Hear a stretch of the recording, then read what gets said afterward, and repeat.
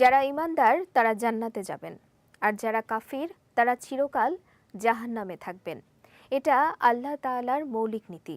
কিন্তু এমন কিছু ঈমানদার আছেন যারা মুসলমান হয়েও প্রথমবারে জান্নাতে যাবেন না, বরং তারা নিজেদের গুনার কারণে প্রথমে জাহান্নামের শাস্তি ভোগ করবেন।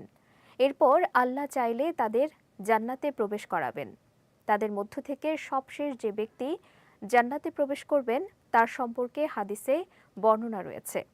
বিস্তারিত ডেস্ক রিপোর্টে।